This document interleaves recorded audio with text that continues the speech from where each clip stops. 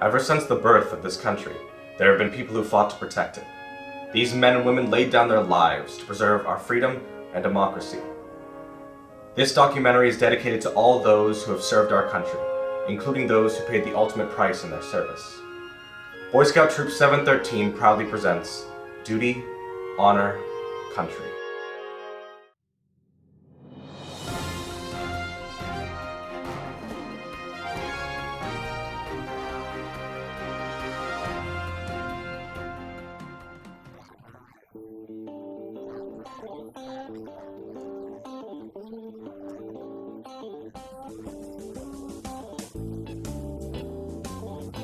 By the time I was 16, I knew I wanted to do it.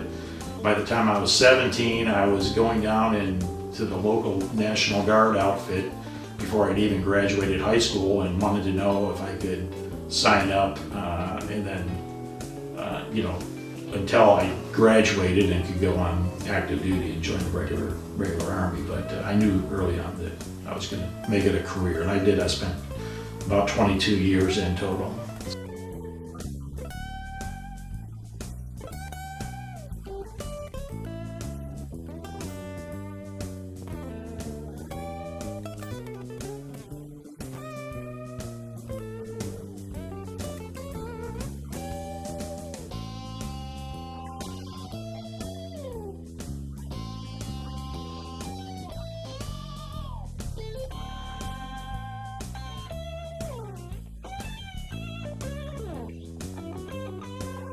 I always wanted to go in the Marines. I tried to enlist after high school, and my father said, no, I want you to go to college. So out of respect for him, I went to college, thought I had missed the boat. I was working as a police officer in New York and saw a Marine captain, went over to thank him for his service, and he said, oh, we've got just the program for guys like you. So I resigned from the police department and went in. I've always wanted to join the Marine Corps. I've always wanted to be a Marine, and I've always wanted to be an aviator in the Marine Corps. I joined late in life. I was 30 years old when I decided to embark on the officer tour, and I ended up joining when I was 30 years old. I joined the military primarily because every male in my family, going back through multiple generations, has been in the military. My grandfather was a Marine, my father was in the Army, my brother was in the Air Force. I joined the Navy. I went into ROTC, a Naval ROTC scholarship at USC, so the Navy paid for my undergraduate education, which was a big plus. And in my mind, growing up, that was just what people did. What men did is they went in the military. So.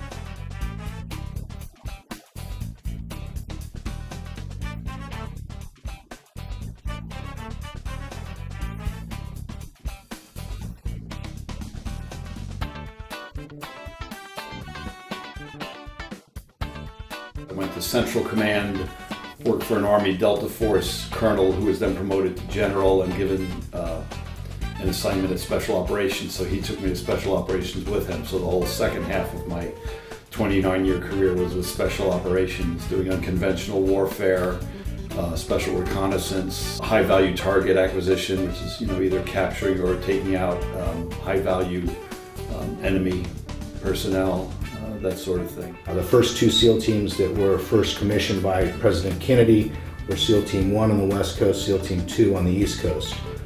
So it had the longest history, along with SEAL Team 1, of being an operational SEAL team, which is why I chose SEAL Team 2. Also, SEAL Team 2 had the NATO commitment, which is the European commitment, which meant spending a lot of time in Europe, a lot of time up above the Arctic Circle and doing operations up in the Northern Hemisphere. The bulk of my career I was in the Army Special Forces, or the Green Berets, and most of that I spent on an operational detachment as both the engineer sergeant and later as the team sergeant.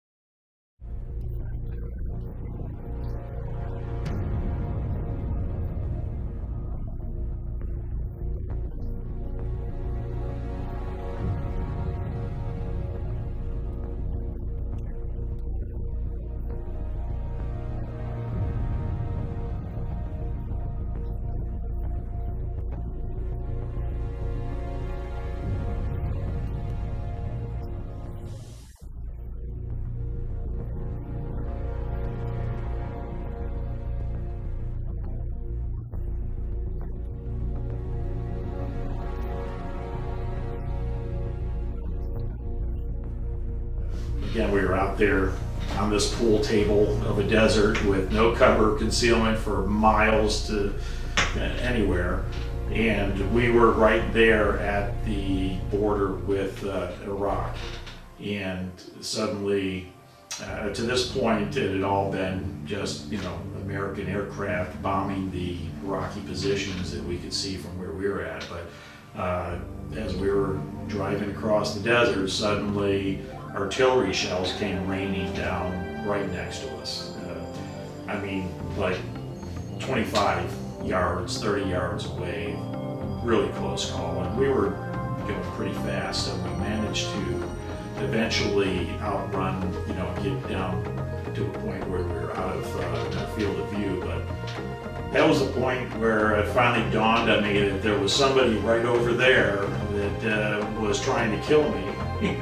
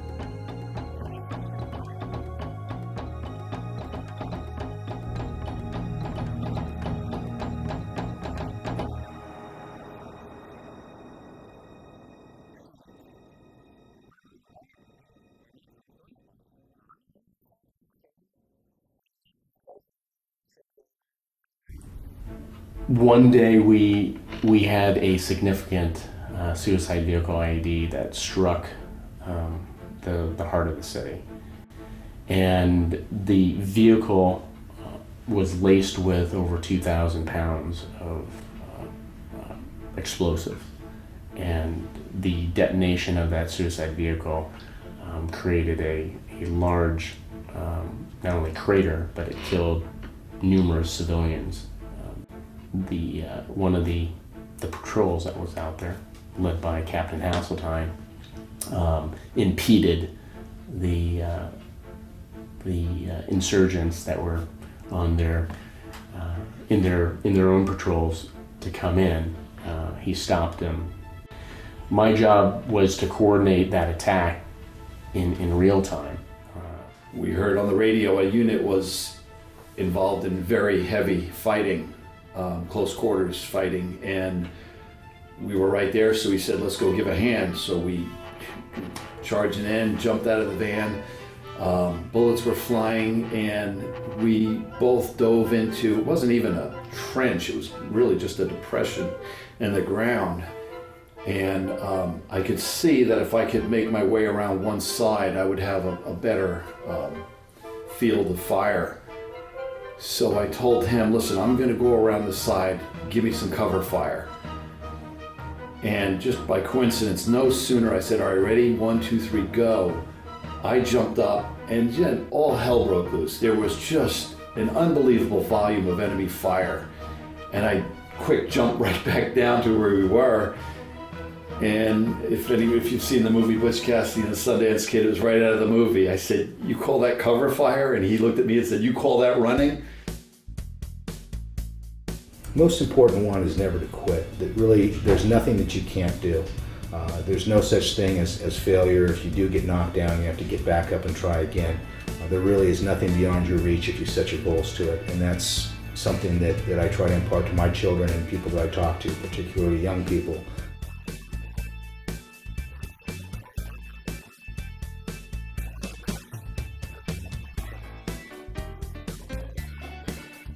Probably the most significant thing I learned in the military was the importance of doing your job to the very best of your ability. You know, to do things well, to take your training and your responsibilities very seriously, because it brings a whole new meaning to doing a good job when your life and the lives of the buddies that around you is literally at stake. You know.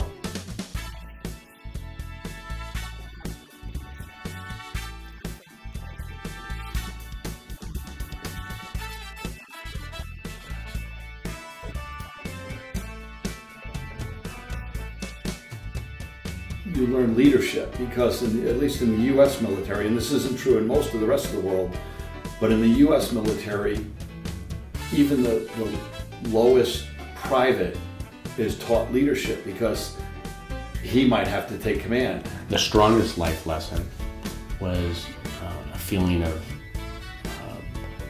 camaraderie and altruism that exists in the Marine Corps, as well as other services, but specifically I know the Marine Corps. A feeling of caring for your brother and sisters, doing what's necessary to make a mission successful with others. In one word, freedom. You see the stars and stripes and you think, boy, you know, we are so blessed. You know, we have the Bill of Rights, we have freedoms that the rest of the world can only envy. I mean, people take it for granted. For me, I think it stirs up a lot of emotions.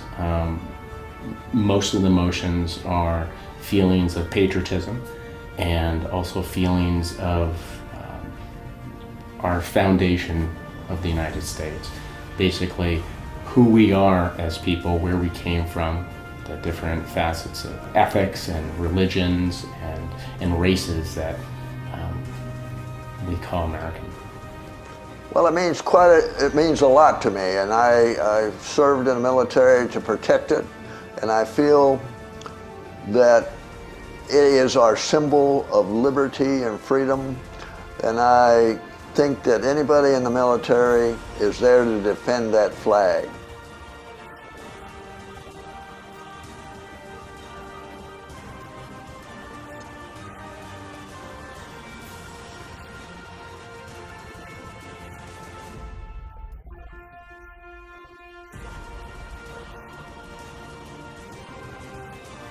American flag represents our nation, which encompasses everything that we are and everything that our forefathers were. So it ties us together to our past and also represents the promise of the future. It represents the ability to be a free people with a free will and a free nation, and to leave that to our children.